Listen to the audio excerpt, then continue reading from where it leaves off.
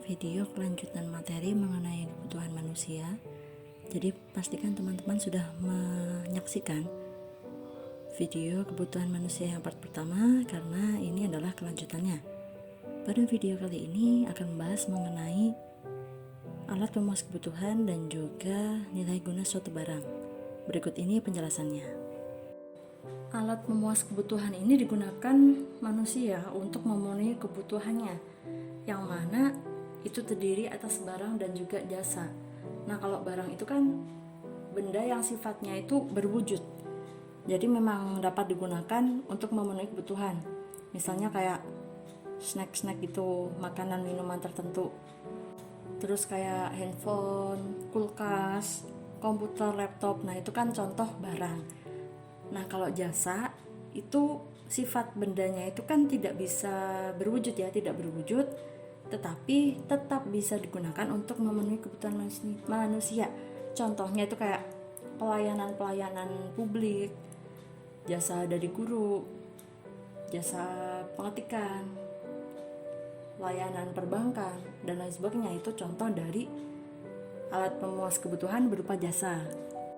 Nah, alat pemuas kebutuhan itu kan dibedakan menjadi beberapa jenis atau macam. Yang pertama itu menurut cara memperolehnya. Itu ada barang bebas, barang ekonomi, dan juga barang elit. Nah, kalau barang bebas itu barang yang bisa kita peroleh tanpa kita itu melakukan pengorbanan yang berlebihan. Misalnya kayak sinar matahari, oksigen, pasir, dan lain sebagainya. Nah, itu kan barang-barang yang sudah tersedia di alam. Jadi kita bisa memperoleh itu tanpa melakukan pengorbanan yang berlebih. Yang selanjutnya, barang ekonomi. Nah, di sini barang ekonomi itu kita peroleh dengan melakukan pengorbanan. Barang bebas juga kadang termasuk ke dalam barang ekonomi. Misalnya, air itu kan merupakan barang bebas. Tapi ketika di daerah yang kesulitan air, maka air itu akan menjadi barang ekonomi. Karena orang-orang di sana untuk memenuhi kebutuhan akan air itu harus melalui banyak pengorbanan dan usaha agar kebutuhan akan air itu terpenuhi dengan baik.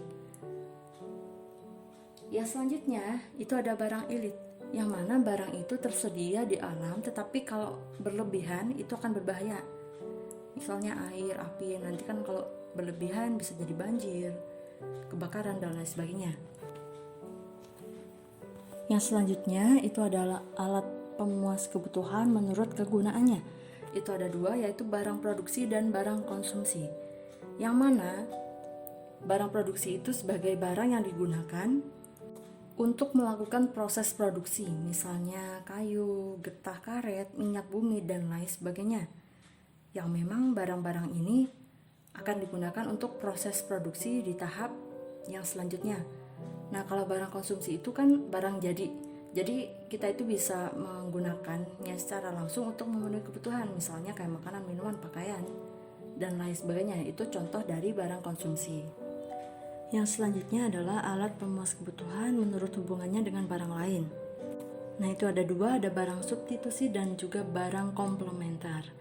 Nah, barang substitusi itu barang yang digunakan untuk menggantikan barang lain, misalnya kayak beras itu bisa diganti dengan jagung, ketela, terus ada minyak goreng itu bisa diganti dengan margarin, dan lain sebagainya ya. Contohnya ada di lingkungan sehari-hari.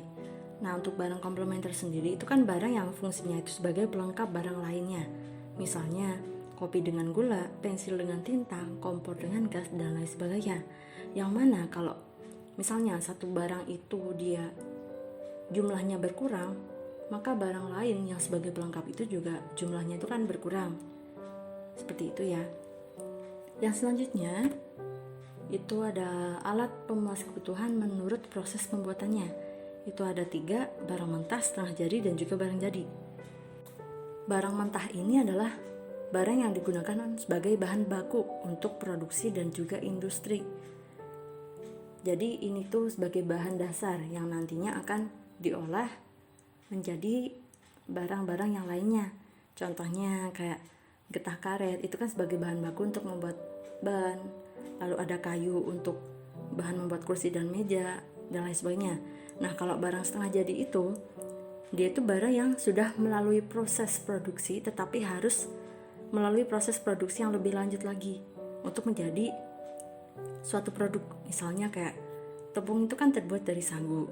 Nah, ini digunakan untuk membuat roti. Jadi dari sagu itu untuk membuat roti jadi kan harus dijadikan tepung terlebih dahulu ya, diolah menjadi tepung. Nah, yang selanjutnya itu, contoh yang selanjutnya misalnya kayak dari kayu. Kayu itu kan barang mentah atau barang produksi dasar gitu kan.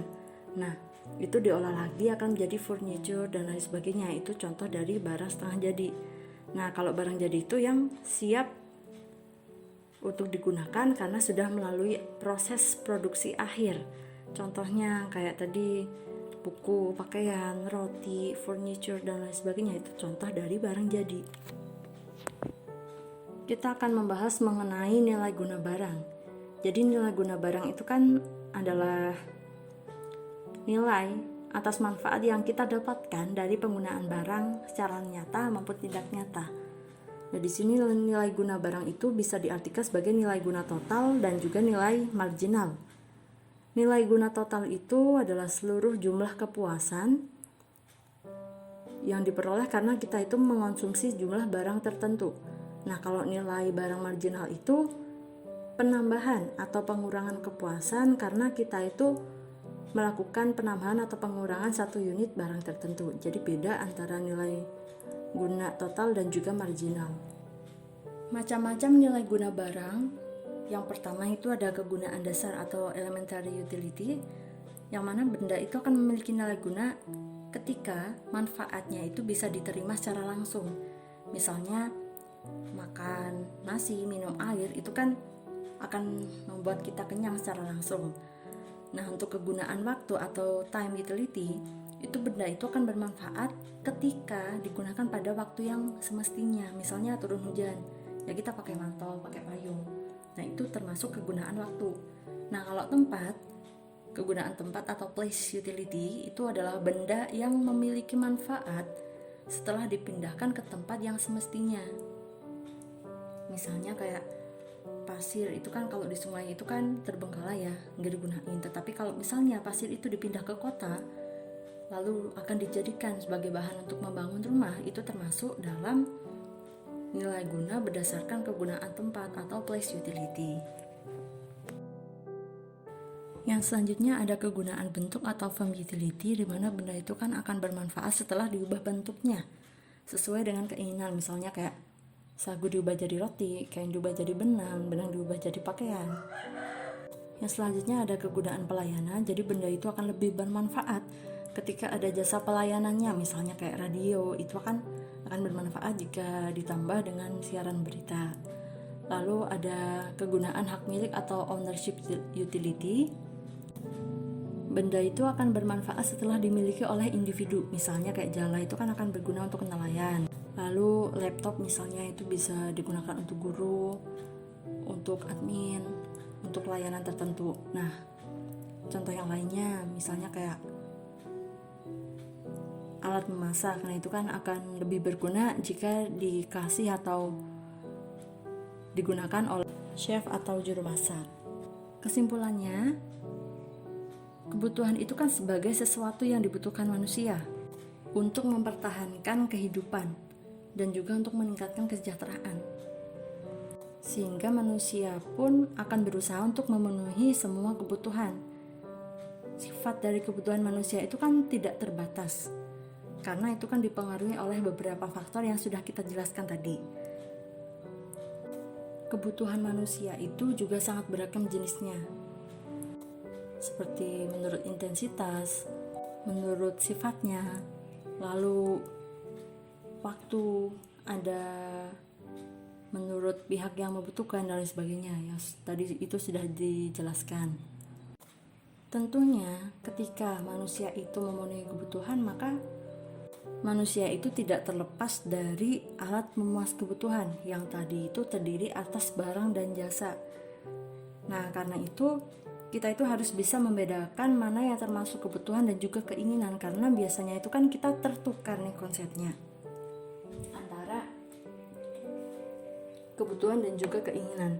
Nah, untuk kita itu bisa mengatasi masalah tersebut, kita bisa memulai untuk mencatat pemasukan, kebutuhan kita itu apa aja, pengeluaran kita itu apa aja, sehingga pendapatan yang kita terima itu bisa dikelola atau di manage dengan baik.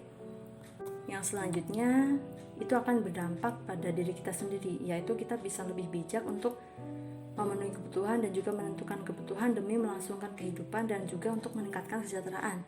Yang mana dalam memenuhi kebutuhan itu kita jangan sampai merusak alam. Itu saja yang bisa saya sampaikan. Banyak salahnya dan kurangnya saya mohon maaf. Maaf tadi jika ada suara-suara bising dan lain sebagainya. Semoga ini bermanfaat untuk kita semua. Sampai bertemu di pelajaran selanjutnya. Terima kasih. Wassalamualaikum warahmatullahi wabarakatuh.